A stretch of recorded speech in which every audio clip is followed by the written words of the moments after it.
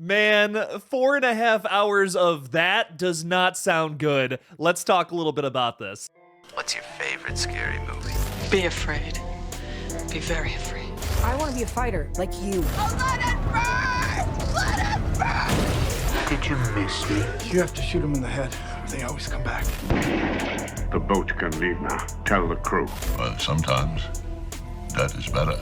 Good luck.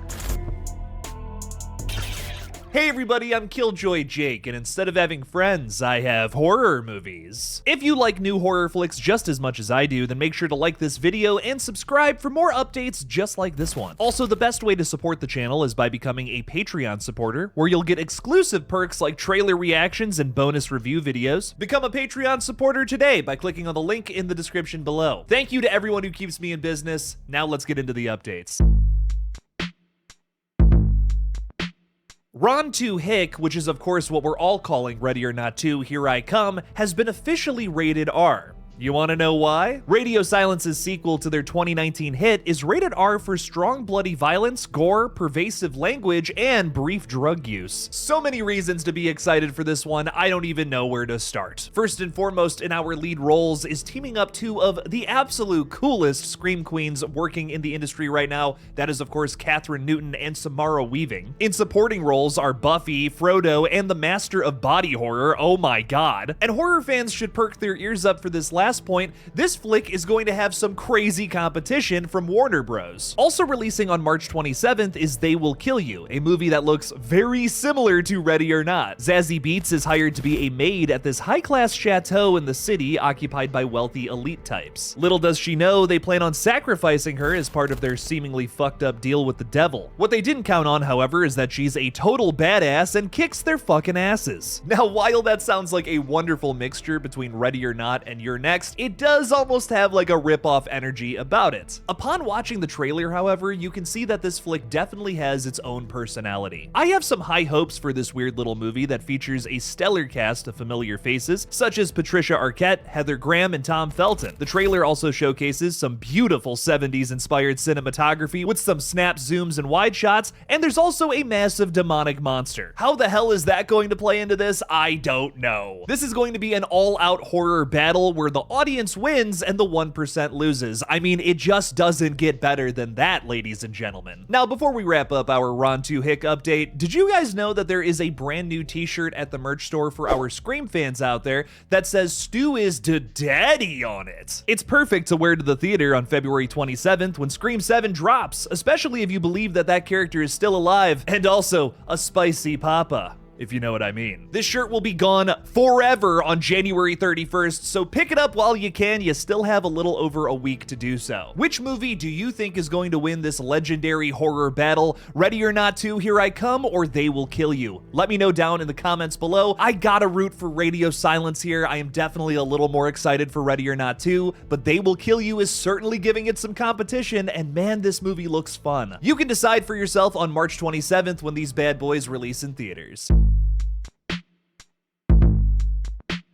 Technically, It Welcome to Derry Season 2 hasn't been greenlit yet, but Andy Muschietti is already working on it because it's gonna happen. THR reports that Andy finds himself a hot commodity thanks to the muscular success of Welcome to Derry, HBO's It series. A second season is now in the works, even if it has not been officially renewed. Muschietti is also gearing up to direct Batman the Brave and the Bold for the bought-out brothers as well. Hopefully this superhero flick will be better than The Flash, though. It's no surprise to me that Welcome to Derry is getting another season. I mean, even before season 1 had a ton of success, we knew this thing was going to be big. It's a series continuation to one of the best-selling horror movie franchises of all time. I'm just glad the series was way higher in quality than I thought it would be. I'm really shocked to say that I liked season 1 of Welcome to Derry better than season 5 of Stranger Things. Season 2 will likely continue the unique prequel arc teased to us by Andy well before the first season dropped. It will likely focus on Pennywise's previous feeding that occurred 27 years prior to season 1 in 1935. Although we sort of already know what this season will entail based on things from the actual It novel, Pennywise made it clear to Marge in season 1 that he experiences time differently than humans. He knows that the Losers Club will eventually defeat and kill him, meaning that he might be able to alter the timeline in one of these 3 seasons, leading to a different outcome than what we saw in It Chapter 2. This gets especially interesting as Finn Wolfhard, who of course plays Richie Tozer in the movies, has recently said that he's signed on for some sort of future It project. I can only imagine that this prequel that is seemingly going back in time is also going to fuck with the future as well. Whatever's happening next in Derry, sign me up for it. Also, since we're already messing around with time, is there a way that we can get young Dick Halloran into season 2 again? That would be great.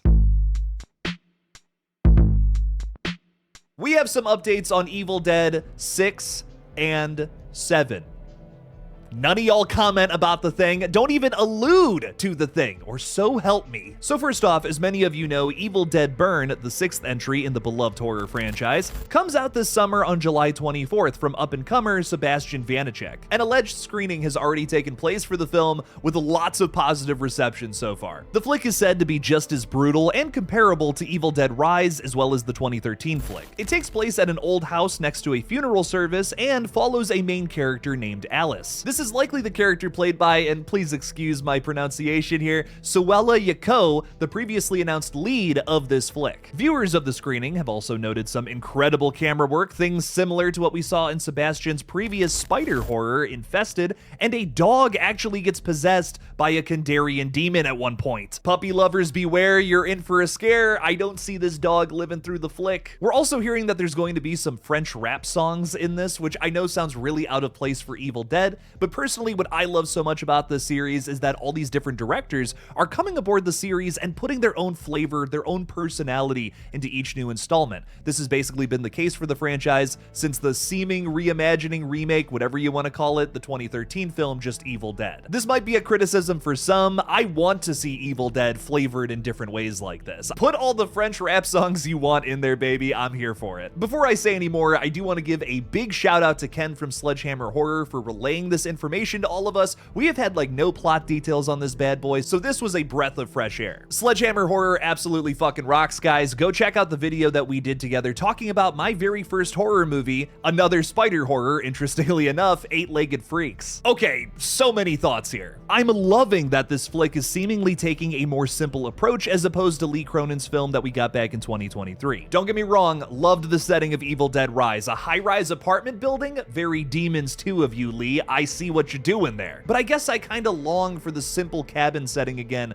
which this is seemingly that. An old rickety house like seemingly in the middle of the woods, I'm here for it. This is going to be centered around a funeral as well, which makes me think that we're following another family just like in Rise. Ken also made a note that this movie takes place immediately after Evil Dead Rise, making me think that the Deadites that we see at the very beginning of the film and the very end that stem from the events at that collapsing high-rise apartment building could maybe make their way over to this old rickety house where like these funeral attendees are kind of coming back to grieve their family member that is recently passed. So it's not necessarily like a sequel to Evil Dead Rise. It's more so, instead of these characters finding a Book of the Dead and stupidly chanting shit inside of it, the Deadites are maybe just drawn to this old house, which correlates with something else that Ken said. It seems like the Deadites are actually motivated to go to this old house, as a focus of this film is seemingly the Kandarian dagger. Trading out the book for the dagger, I'm here for that. The Deadites are probably drawn to this because, as many of you will remember, it's one of the only ways to kill a Deadite, or exhume the spirit from the body. One other big thing about Evil Dead Burn is that a trailer is likely to drop this February before the release on July 24th. This is one of the biggest horror releases from Warner Bros. This year, and after the stellar year they had last year, I'm sure they're trying to recreate some of that success, especially with a big franchise continuation like this. Speaking of which, major congratulations to both Weapons and Sinners that came from the company that just received a fuck ton of Oscar nominations. In fact, Sinners, a horror movie, is now the most nominated film of all time. Whether you like Sinners or not, that is huge news for horror fans. The Academy rarely recognizes horror flicks in general, so to have the most Oscar-nominated film of all time now be a horror flick, that is huge, unbelievable news. I'm super hyped to see Sebastian's vision of Evil Dead come this summer, but on top of that, we also have Evil Dead 7 in the works. Just like every new entry in the Evil Dead franchise these days, Sam Sam Raimi has handpicked yet another up-and-coming writer-director.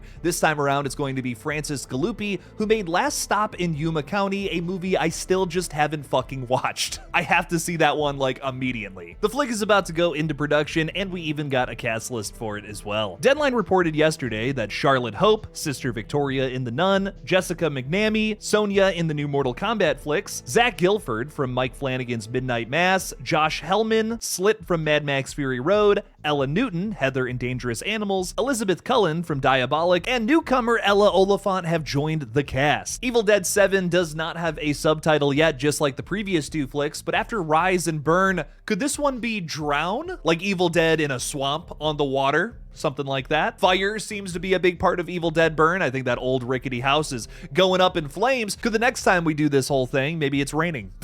Rain, thunder, lightning. It's scary, man. Also good for atmosphere. Let me know your crazy Evil Dead Burn theories down in the comments below. Do you think that Evil Dead 7 will also connect to Evil Dead 6? You know, little 6 to 7. Fuck!